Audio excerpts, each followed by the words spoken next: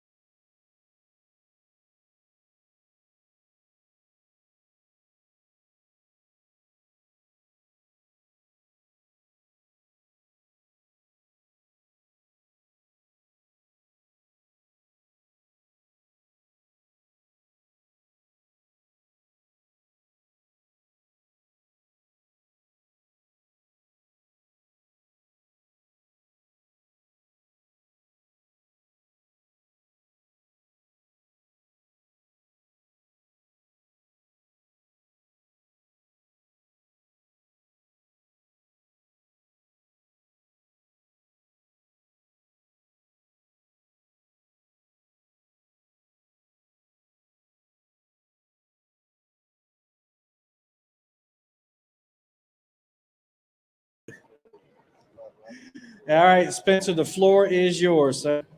Check. It works. If I look tired, because I am, I'm trying my best. Like my whole life, there's always somebody who says I fish too much, and I've never listened to them, but I'm getting pretty close to that point. Just kidding. I do have some exciting news.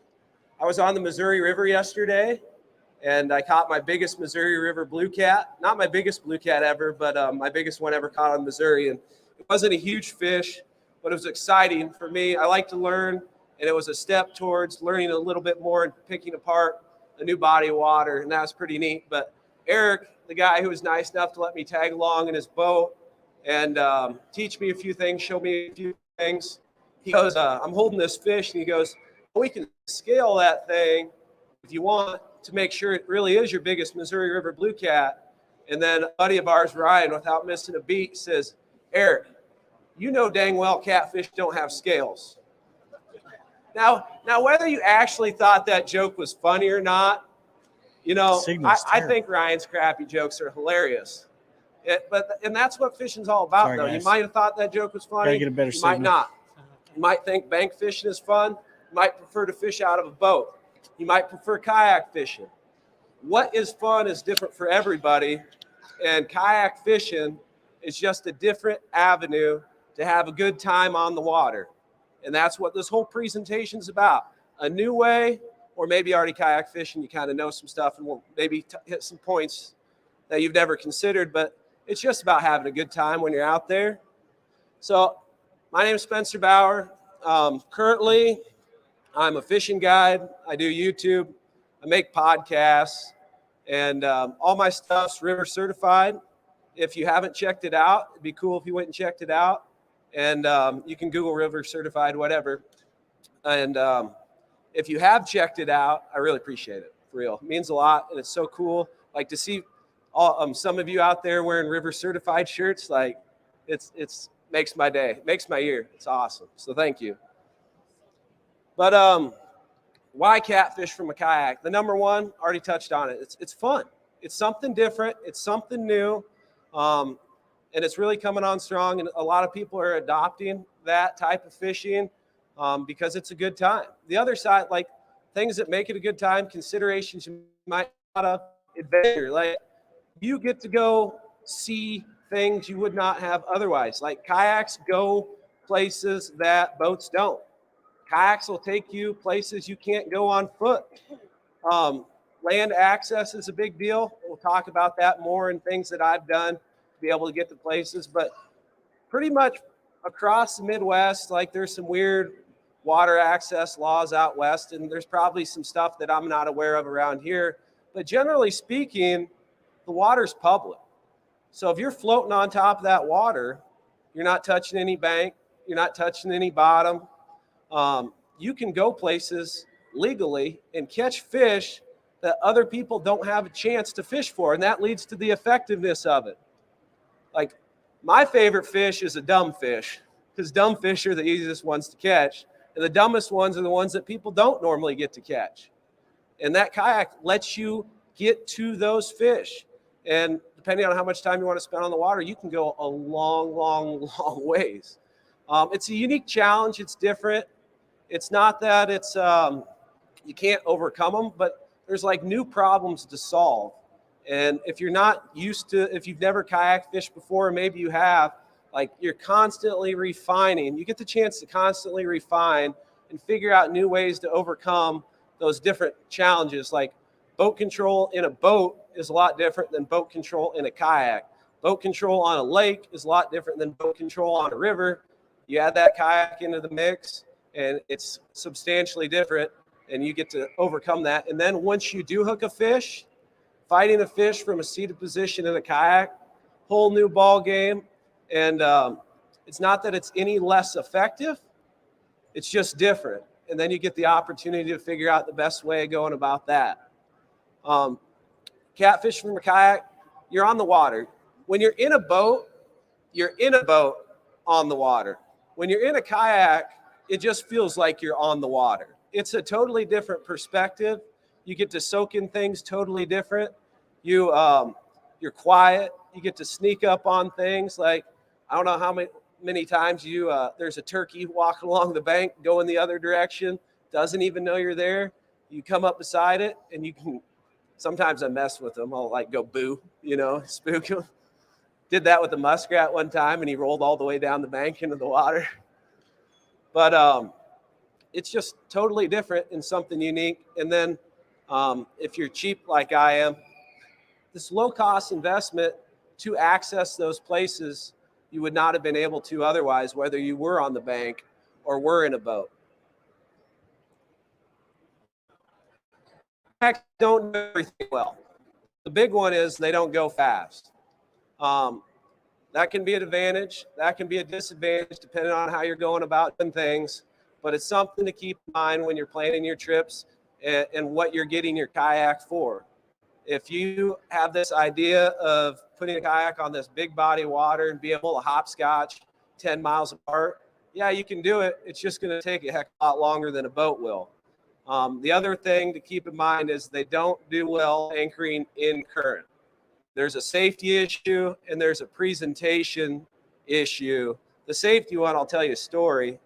One of the first times I ever kayak fished a river, I actually started kayak fishing in the ocean and then transferred a lot of that stuff to a river. But the ocean's got pretty strong current, And anchoring isn't that big of a deal for some reason. But when I tried to anchor on this river that was raging, thinking that, oh, it can't be any more current than what's in the ocean, I threw the anchor out the back.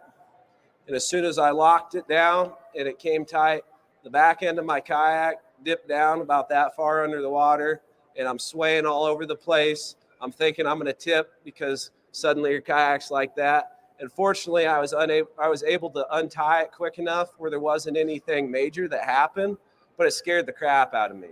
It was I was lucky. It was a lesson that I picked up, and nothing major happened. But from that point on, I never anchored in fast current, and rarely anchor at all, honestly, in a kayak, because the presentation side of things, as soon as you come tight in that current with your anchor, your kayak's swaying all over the place. So it makes it tough to effectively present baits. There's a handful of other methods we're going to get to as we move down the line, but those are the two big things you have to keep in mind with the kayak. They're slow, that can be an advantage or disadvantage, and they don't anchor well in current. Places to kayak fish, you can literally kayak fish anywhere. Now, if you're inexperienced, some places you need to take your time at. Like me personally, as long as I had the proper safety equipment, and this time of year you'd want like a dry suit because cold water is nothing to play with. I would feel pretty comfortable kayak fishing on the Missouri River. You look at it, it looks intimidating. That current's raging. But raging's like 4 miles an hour. You can walk 4 miles an hour. It's a big, wide open river. You'd have plenty of time to see any obstructions coming up. As long as you have all the proper safety equipment and you're going with a buddy, you could kayak fish the Missouri River. You could take that exact same kayak that you kayak fished on the Missouri River and put it on a creek no wider than this table right here and be just fine there too. You can use them anywhere. That's one of the really cool parts about a kayak. Now, where they really shine and where I like to use them the most, small waterways. Like I said, kayaks go places where boats can't. Even on a big river where you can put a boat in, like there's different stretches that maybe you have like long, shallow stretches of river that make it tough to get a boat through. Kayaks, even if it's too shallow for the kayak to float through, you can just drag it. It's not that big of a deal.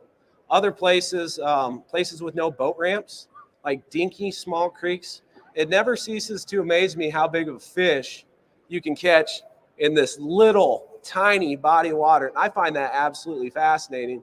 And if they don't have a boat ramp, even if it was deep enough to put a boat in, like you can't because there's no boat ramp. With a kayak, it doesn't matter, especially if you have a lighter, smaller kayak, dragging it up and down the bank, it's not that big of a deal. And if you pack light, it's even more efficient. Low water, all across the Midwest, last 2 years, we've had a drought. Finally have a little bit of water now. It's nice. You can get around in a boat.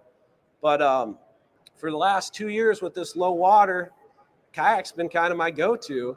And the cool thing, I'll paint you this picture. It lets you, like I said, it lets you get at fish that most people can't get to.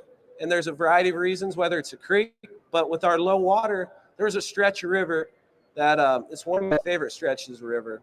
It's 14 miles from one boat ramp to the other boat ramp. And one of my favorite holes in the entire Midwest I've ever fished, consistently producing fish, is about smack dab in the middle.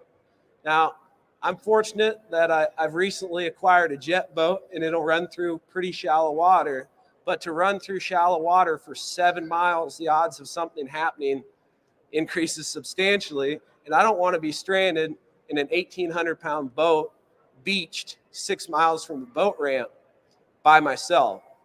What that kayak lets me do is I could get to that specific location and be able to fish for fish that haven't been touched since our drought started. Because they're pretty much 7 miles from either boat ramp. Nobody's touched it. I got to fish that one night, and I had some of the most spectacular flathead fishing I've ever experienced in my life. And that's actually a video, so you can check that one out if you want. But and I thank you. But that's just one example of what a kayak can give you. Now, I kind of think of them as a tool. Like a boat's a tool, walking shoes are a tool, a kayak's a tool, and each gives you advantages and disadvantages, and that's a pretty substantial advantage. And the other one, like, kayaks are just kind of fun. You don't get in a hurry because they don't go that fast. You kick back, you relax, you soak up all the stuff that's going on around you. You get time to look at and evaluate what's going on, and it's just a good time. So you don't need much. Like, there's a lot of guys who kayak fish who are kind of gear guys. You know, they have all these little things on their kayaks, like just stuff going on everywhere. I like simple, like as simple as I can possibly make it. Kayak camping, we can talk about that in a little bit. That complicates things a little bit. But if you just want to spend a day on the water, you don't need much. You need a kayak that floats. You don't need a special fishing kayak. You can literally go to Menards and buy a $150 kayak there, and it'll get the job done. Some might do it better than others. That's a matter of perception. Literally, all you need is something made of plastic that floats in the water, and you can get the job done. You absolutely need a paddle, but the paddle doesn't have to be anything special either. You can get these expensive carbon fiber paddles that weigh like a whole 1.2 ounces less than aluminum, and people talk about how amazing they are. Carbon fiber breaks. Aluminum, heck of a lot more durable. I've had the same aluminum paddle for a decade now. It was completely black when I got it. Now it's pretty chipped up, and it's seen some things. But aluminum lasts forever. It's durable. And if you're going to be on a river, and even some lakes when you're paddling through waves, you're going to be beating it up, and it's going to last for a long time if you go with aluminum paddle. That's up to you. You just need a paddle. PFD, personal flotation device, that's an absolute necessity. Legally, you're required to have one in the kayak. In Iowa, you just have to have it there. You don't have to have it on. And for a long time, I didn't wear my PFD. I just used it as a seat cushion. And then there was one instance where there was a big brush pile on the bank. I wanted to fish it, and conveniently there's this log right in front of it. And I pulled up onto this log. So this log's running with the river this way. My kayak bumped into it, and the current pushed me up along like sideways like this. And the log bent downwards, and my kayak tilted this way. So my kayak, which was not a sit-on-top kayak, so it didn't drain. It just filled up with like 10 gallons of water. I grabbed this log, pull myself over, and look down in the kayak, and there's, I kid you not, there's like 5-6 inches of water in the bottom of the kayak that's only about the 12-14 inches tall, and I'm freaking out. And the scariest part of all that is not sinking it.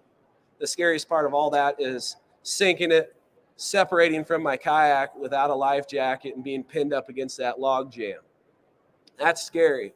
Scary enough where I went straight to a sporting goods store when I was done and got a self-inflating life vest. And the reason I got one of them is because they're light, they're comfortable, and you don't even know they're on. Like if it's hot and you have one of those big skiing life vests or whatever, they look dorky, and I'm snobby enough where that matters to me for some dumb reason. But they're also hot and uncomfortable. But the self-inflating one, I'll put it on every time. I wear it literally every time I'm in a kayak on the water. And that experience is the one that really hammered it home. So please, please, please wear a life jacket when you're on the water, even on small rivers that seem pretty tame. It's never a bad idea. You'll never regret wearing a life jacket. And then any other safety equipment, like if you're on a big lake, you probably want like a flag or something. People, like 20-foot boats get ran over by boats. People, so the fact you're in a little plastic one, if you're out on a big lake, you're not very visible, and getting ran over by a bass boat going 70 miles an hour is a real possibility, or like a 40-foot cigar boat where somebody has a tough time looking over the windshield. So a flag's always a good idea. But that's pretty much it. Those are the only absolute needs you have on your kayak. Now, as far as the wants, the things that make kayak fishing a little more enjoyable when you're fishing, rod holders. Like, you could lay the fishing rods in the kayak. That absolutely works. But it's amazing when you have rod holders to put the fishing rods, like spread them out away from the kayak. It just opens it up so much more. You're already in a compact space, so why cramp it up? Rod holders are pretty cheap. You don't, like the monster rod holders are awesome. Or not monster rod holders per se, but metal rod holders are awesome. If you want to go that route, they absolutely work. So do cheap plastic ones. Now, the difference between a kayak and a boat, if you have a fish that absolutely pegs the rod, on a boat, there's no give. Like Mr. Scott was talking about how he had a rod get ripped in the water. That's a real possibility in a boat. I've had that happen on snags when we were drifting down river, suspend drifting with plastic rod holders. The thing with a kayak is, though, it's light and it gives. If you have a fish smoke a rod, your whole kayak will move with it and cushion that. So you don't have to have like the world's most expensive, crazy rod holders, but it is nice to have rod holders. Both of them get the job done. It comes down to personal preference. Cleats that you can tie off to, those to me are just a minor step below rod holders for making your fishing experience a lot more enjoyable. I tie off to a lot of logs. I stake off to the bank. And that cleat gives me a spot to tie those anchor points off on. And it does it very quick and efficiently and effectively. And you spend more time fishing and less time like untying knots because you tied it to like your seat or something like that. Could you make that work? Yeah, but it's not as efficient. Anchor trolleys are cool. Has anybody never heard of an anchor trolley? A few people? Okay. So basically you have this line that runs from the front of your kayak to the back of your kayak, and you can pull on it, and you have a ring. So you can slide that ring clear to the end, clear to the other end, and that ring is where you can attach an anchor to. If you're somebody who fishes a lot of lakes, or you think you might want to fish a lake, it's handy, because if you throw an anchor out and you tie it to the middle of your kayak or off on a cleat, your kayak's going to sway back and forth, seesaw. But with that anchor trolley, you clip it on the ring, you slide it all the way to the back of the kayak, and then everything's in line. You have your anchor here, you have your anchored line, you have the back of your kayak, the front of your kayak, everything's in line, so it doesn't sway as bad. But if you tied it off here and you're at an angle, then you seesaw. So that anchor trolley is pretty slick. If you fish rivers mostly with your kayak, which is what I mostly do, I rarely use one, but they are pretty handy. Like I said, these are mostly wants. Some of them are pretty high priority wants, but all of them are to make your experience on the water a little bit more enjoyable. Brush clamps, anchor pins. Anchor pin is just a stake. You can take a stick. You can walk up the bank, grab a stick, break it off a tree, whatever, shove it in the bank and tie off to that. I use a piece of PVC. Actually, I use a piece of fiberglass, like something you'd use for a stake in the yard. You just shove that in the bank and tie off to that. And then with brush clips, those are things that you clip off the logs and then you can cleat them off. All it does is help with boat control and helps you effectively present your bait from your kayak. Fish finders, I go back and forth. I joke with my buddies that fish finders make you weak, because if you don't have a fish finder, you're forced to read the water, and you can read the water and figure out like, oh, there's something down there. And if there's something down there blocking current, there's a good chance there's a catfish of some sort, some size associating with that current break, and you can fish it. The details of structure and everything, Tim did a great job of talking about that in his presentation before. But just being able to read the water and know that there's something down there, you know there's a depth change, you know there's structure, and you can read it. But a fish finder's nice, especially if you're fishing lakes, big bodies of water. But that's the reason it's kind of on the bottom. Now, one question people ask a lot, not necessarily me, but you see it online all the time, is like, what's the best kayak? The best kayak for you is the best kayak for you. There's so many things that weigh into that are different based on the person. If you're 6'8", the best kayak for you is going to be different than if you're 5'8". If you're like 200 pounds like I am, the best kayak for you is going to be different than somebody who weighs 130 pounds. It's all open to interpretation and based on the perception of the person who's getting a kayak. My recommendation, the best thing you can do, the absolute best thing you can do is sit in as many kayaks as possible. That's not always possible. And then you kind of got to line up details based on like how you're put together. But the best thing you can do is if you get a chance to sit in a kayak and paddle it around, sit in the kayak and paddle it around, and you get an idea of what is better for you. I found, like, I'm 6 foot tall. I'm about 200 pounds.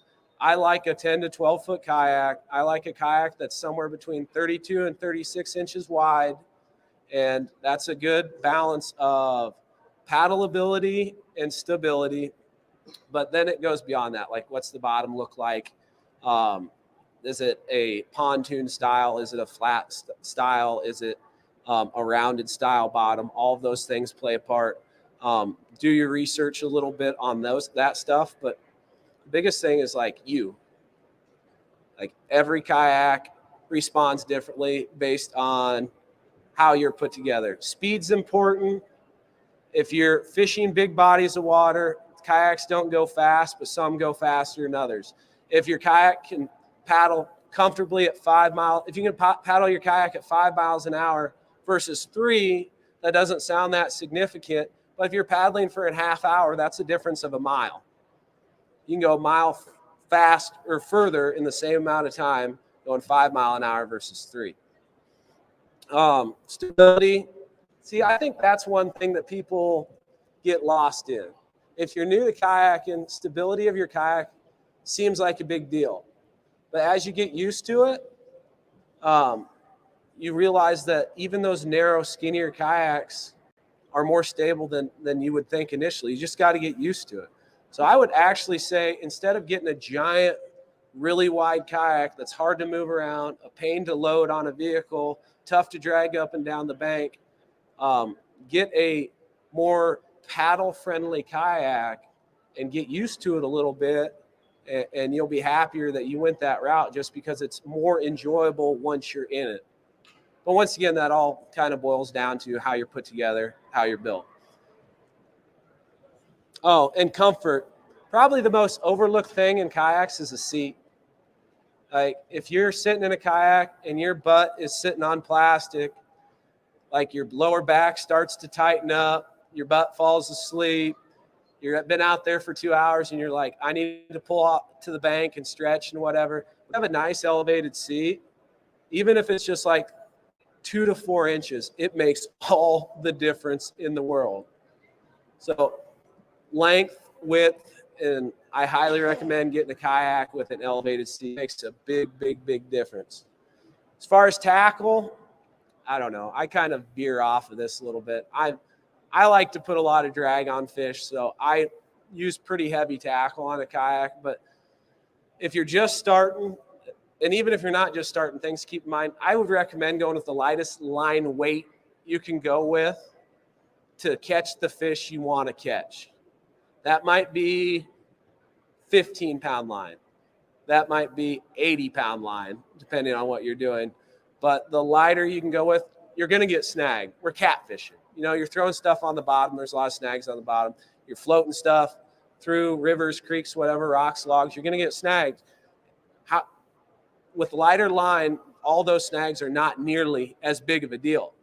So I recommend erring on the side of lighter line, figuring out where you stand on that, and then working your way up. With that being said, when I flathead fish, I still use 60-pound out of a kayak, but there's ways around that too. Fishing rod weight, any fishing rod, any live bait rod will work. I like Whisker Seeker. I'm wearing a Whisker Seeker sweatshirt.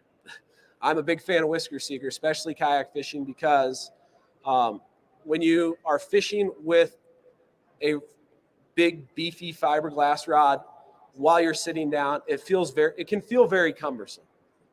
If you're using a lighter weight, easier to manage rod, it's much more enjoyable to fish with out of a kayak from a semi-compromised position of sitting down. So that's one thing I really, really love about those fishing rods. Other things, Length. Some people err towards a shorter rod out of a kayak. I go the opposite direction. And the main reason is if you hook a big fish, that fish is going to try to go a lot of different directions. It's going to try to do a lot of different things. If you have a 5-foot fishing rod or 5.5-foot fishing rod, and that fish dives under the kayak, you have to be able to pull him back to the same side he dove under. But if you're using a longer fishing rod, like a 7 to 8 footer, that fish dives under the kayak, you can go around the front and now fight him on the other side. And if he goes the other direction, which if he's really big, he probably will, then you can go back around the other. Or even I've had fish, like bigger ones, go around the back of the kayak. And that's, see how flexible you are there. But a longer fishing rod accommodates that better and makes it a little bit easier. Some people like shorter rod butts for fighting fish out of a kayak. And I'm talking, I've seen rods with like 8-inch butts. And that's cool, I guess, if you're fighting the fish. Where I find that kind of awkward is if you're trying to cast a bait, which even when you're on the water, being able to cast a bait a long distance can be the difference between catching a fish and not. Because catfish are kind of sensitive. They know you're there. Sometimes they care about it. Sometimes they don't. But having the option to be able to bomb a cast a long ways is nice. And having a rod with a longer rod butt, even though some people find it awkward fighting a fish with those, I think the advantages of being able to present your bait more effectively outweigh the advantage of fighting a fish more effectively. If you have arms longer than this, you can probably get by with a rod that has a standard butt length while kayak fishing. Anchoring, those are those anchor pins I was talking about, and that's that cleat I was talking about. I like zigzag cleats because they're quick. You just run the line in and out, and then you're set. Those anchor pins, that's that anchor trolley. So that anchor trolley runs the length of the kayak, and you can shove your anchor pin through it, or you can have a rope tied to your anchor pin and just cleat it off. Either way is going to be more effective. And when I talked about almost like flipping my kayak and being pinned in that brush pile, if I were to have pulled off to the bank and just pinned off to the bank, that never would have been a problem either. So if you're in a situation where you feel like, should I do this? Should I not do this? Don't do it and just go to the bank because that's safe over there. You don't have a whole lot of space in a kayak. When it comes to bait management, keep it simple. Like if you make things more complicated, there's going to be more friction to actually doing it. Keep your bait management simple. A cooler, if you're using dead bait, just put your dead bait on ice in a cooler. If you're using stink baits, you can put them anywhere. If you're using live baits, and that's where it gets a little more complex, I like the self-contained bait tanks because when you're going down a creek, if you have anything dragging, like it says, dragging gets old because it does. If you have a minnow bucket dragging behind your kayak, it slows you down. It messes with your stability. And then you also have the possibility of that rope getting tangled in a log or that minnow bucket getting hung up on a log. And then you get pulled all awkwardly. You could flip. And then you have to worry about it all the time. I like a cooler with an aerator. And that way everything's contained in your kayak and you don't have to worry about dragging anything behind you. A few things to keep in mind. These are just little strategies, things I keep in mind. As far as like best places to fish with your kayak when you're on rivers, that depends on time of year. That depends on water level. And the fish, 90% of the fish are in 10% of the water. But that 10% of the water is kind of hard to find sometimes. A few general things to keep in mind that simplify it and streamline it and take away some of the complexities and nuances is if you're in high water, fish shallow. If the water levels are low, fish deep. Then when you're in lakes, just because you're in a kayak doesn't mean you have to fish any differently than out of a boat. You can drift, you can troll in a kayak. When you drift and troll, I like warmer water temps for my baits to be moving. And some guys say 55. I like 60, 65 degree water temperatures or higher before I'm drifting or trolling out of my kayak. Still weather fishing. I think that's your best way to target big fish. Keep in mind those anchoring techniques when you are. and anytime you have fronts roll through, I target the edges. Even if you're fishing a shallow mud flat, like a 6 to a foot drop, make a big difference as far as funneling fish, even on featureless mud flats and stuff like that. A lot of people ask me about kayak camping. And this is honestly one of my favorites. Like I said, kayaking gets a chance to slow down, soak everything up, and enjoy things you may or may not have considered in the past. But it can seem daunting because how much do you bring and what do you bring? Kayak camping has been simplified a lot once I started looking at hiking stuff, because hiking stuff is compact, hiking stuff is lightweight, and that allows you to accommodate like a few more creature comforts. So when I go kayak camping, I have a cot, I have an air mattress that I sit on top of the cot, I have a sleeping bag, I have a pillow, I have a tent, and I have cooking supplies. And then I have all my fishing stuff. It sounds like a lot, but when you break it down, all that stuff can fit inside the hull of my kayak. It doesn't even look like I have anything other than the fishing stuff I'd normally bring. And it's just because I decided to go with hiking, like hiking focused camping equipment versus just generic stuff. It costs a little more, but if you take care of that stuff, it lasts forever. Like my cot's 3 years old. I use it 50 to 80 times a year, depending on the year. It's still going strong, doing good, still comfortable. And if you spend a lot of time out there, you don't want to get run down, and a decent night's sleep goes a long ways.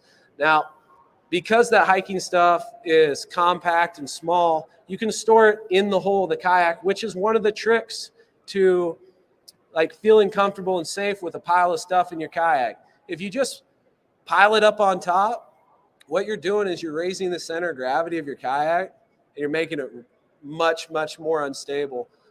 I've actually had instances, another video where a buddy of mine made that mistake, and he ended up tipping his kayak, losing his iPhone, breaking a $300 fishing rod, and then losing another one. But probably shouldn't laugh at it. If he was here, I'd still probably laugh. But if you put your stuff below the water line, what that does is it keeps your center of gravity low, and in some instances, depending on how much stuff you bring, it lowers your center of gravity even more and can make you feel slightly more stable because of that weight in the bottom of the kayak. And then multi-use stuff, like multi-tools are handy. Instead of bringing a bunch of tools, like I have a multi-tool.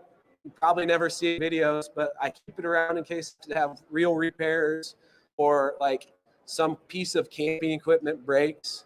Instead of having a toolkit, I just bring a single multi-tool.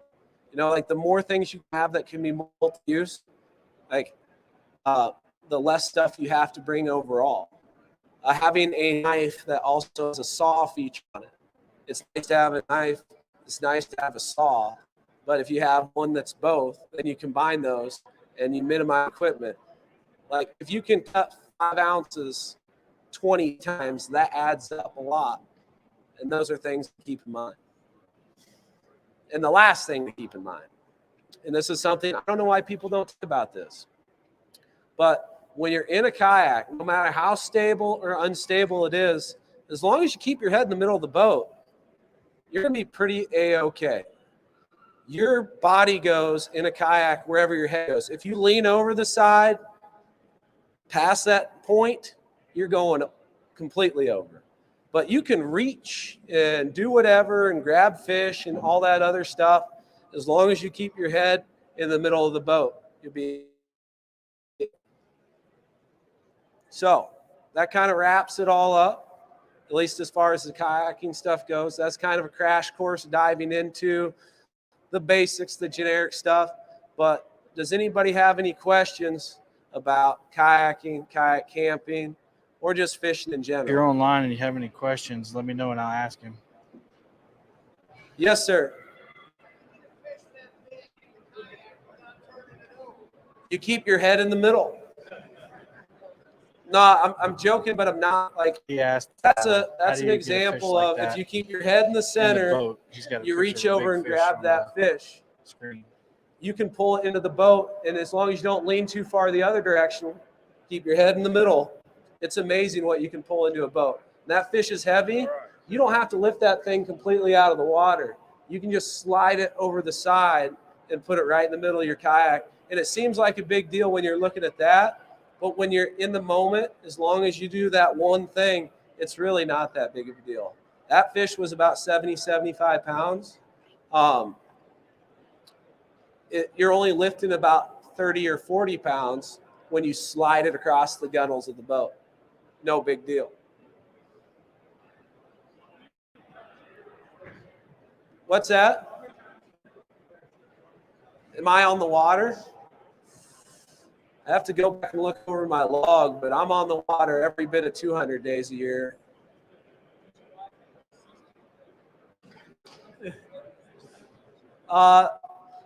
He asked how many days I fish a year. Fish well over 100 days a year. And he also asked, does my wife have a sister that thinks as a similar mindset? She has a sister, probably not the similar mindset. I'm super fortunate for a lot of reasons, and I'm super fortunate that I have a very understanding wife that realizes if I'm not on the water a certain amount of time, I turn into a giant jerk, and that keeps me level-headed. And I've been doing it my whole life. Like I make YouTube videos documenting what I've been doing since I was this tall. I've been camping out. I had to get a little older before my parents let me do that, but I've been walking creek banks, camping out, sitting around campfires, fishing, rivers, well, anywhere really, as long as I can remember. It's just kind of part of my DNA, just who I am. Spencer, we got a question online. Yes, sir. What are some various weight limits on kayaks that you've seen? I don't know if you want to go over a couple, or what's the weight limit of your kayak, or what do they go up to? The heaviest weight limit I've ever seen on a kayak that is practical for paddling is there's a new canoe, Frontier 12, and I've fished out of those a lot. They can handle up to 600 pounds. My little brother, not so little, he's about 6'5", 350 pounds.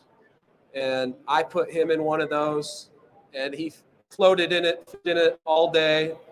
No big deal. Had a great time. My personal kayak that I'm using right now is an Ascend H10 bass kayak, 10 foot long. It'll hold 425 pounds, which that's what I really liked about it is it's a smaller 50-pound kayak that I can drag up and down the bank real easy, but it'll carry me weighing about 200 and all the camping gear I would want to bring and all the fishing gear and bait and whatever. No big deal. Cool.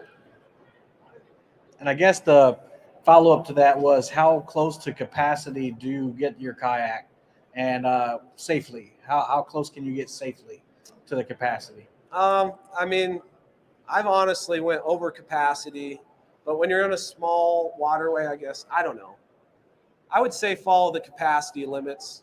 I don't weigh my stuff before I put it in there. I just ballpark it. No problem. I haven't had any significant issues as long as you keep your weight towards the bottom of the kayak. Your heaviest stuff needs to be on the bottom, and that'll make all the difference in the world. Now, my kayak has a 400-pound capacity. I'm not putting 600 pounds of stuff in it. So just stay within those weight ranges, and you'll be absolutely fine. But you could be I could have that kayak with 300 pounds of stuff, and if I'm stacking things on top, then you're tippy, and that's more dangerous than meeting that weight capacity and keeping all your heavy stuff down low. The biggest thing is just keep all your heavy stuff in the bottom of the kayak, and you'll probably be okay. Yes, sir.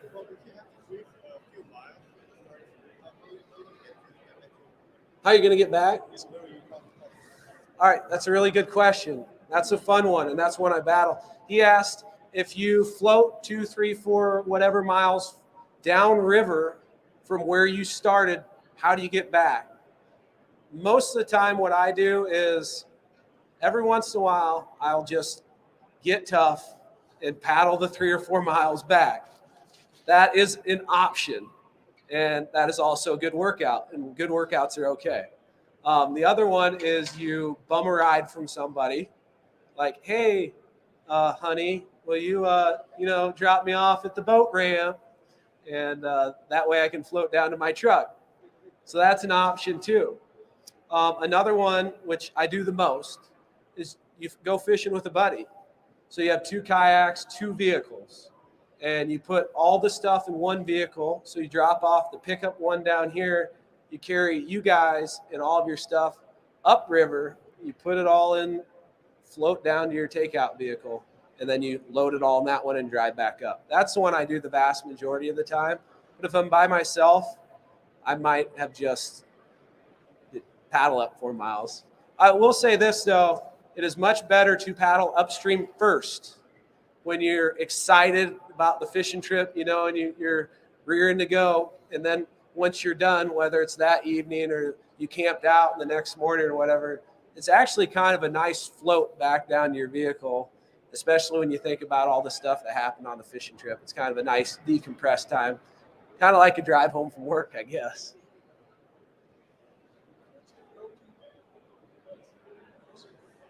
My go-to bait, it depends. That's the answer. Depends on what I'm fishing for, what time of year, and yeah, that's the 2 big things: what catfish, what time of year. I'm a fan of natural baits, fresh live baits or lively live baits, fresh cut baits, regardless of whether I'm fishing for channels, blues, or flatheads. Prepared baits are great. I just don't use that much. I feel like I catch just as many on natural baits and then have a better shot at a big fish versus catching more on prepared baits. Yes. She asked, how do I transport my kayak? And my answer is as simply as possible. The more difficult it is to transport your kayak, the less likely you are to use it. I've been really fortunate. Like I said, I've been fortunate for a lot of reasons. I'm fortunate that I've had a truck for the majority of my life. I haven't always had a nice truck, but it's always had a truck bed. And the simplest way to transport a kayak is to throw it in the truck bed. Another option is a roof rack, which if you're going to roof rack carry a kayak, that's even more important to get a light one. If you have a 120-pound kayak and you're trying to load it on top of your vehicle and you're thinking about how much that sucks, you're less likely to use it. So my answer to that is try to make it as simple as absolutely possible, as easy and efficient as absolutely possible, and you're going to go kayak fishing more just because we're all humans, and that's kind of how we think. Yes, sir. You had a question earlier?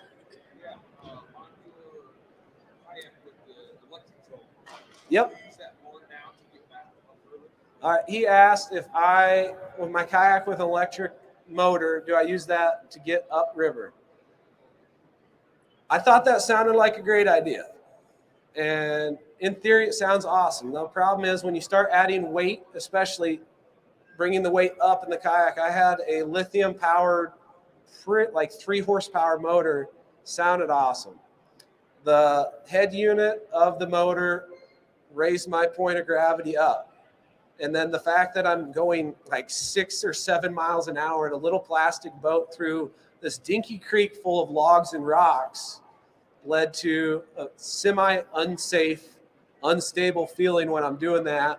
And then you also needed a lot of water to be able to run that motor. I needed at least water, and my time wasn't 2 feet deep. So I have to really get the kayak, lift the motor up, drag it, and then I kept breaking props. So I actually sold that to a guy who's using it on a lake, which is where it'd be more conducive. And I just got tough and paddle up river. Yeah. He brought up a point: the less you bring along, the lighter and more efficient everything you do is, the more often you go, because it's fun, it's less of a hassle. Really good Guys, question. we got time for one more question. That gentleman right here. I go-to fishing pole, like I said, especially in a kayak, I like whisker seed. And the big reason is because the bank and fishing rod itself is lighter and less cumbersome. Great in any situation, on the bank, in a boat, whatever.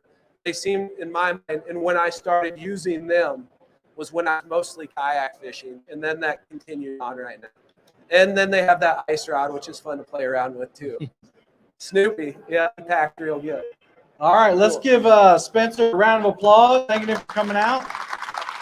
Thank you very much. Appreciate it. You guys, if you want to support Spencer beyond today, he has a website, rivercertified.com. You can check out his podcast, his YouTube channel, and we book a guide trip to go fish with Spencer Bauer. So make sure you check that out. I'm sure that after he's done unhooking and everything, he'll be more than happy to answer a question if you get yours in. More time for Spencer Bauer. Next up will be Russell Marine at 11:45. Thanks, everybody. Yeah.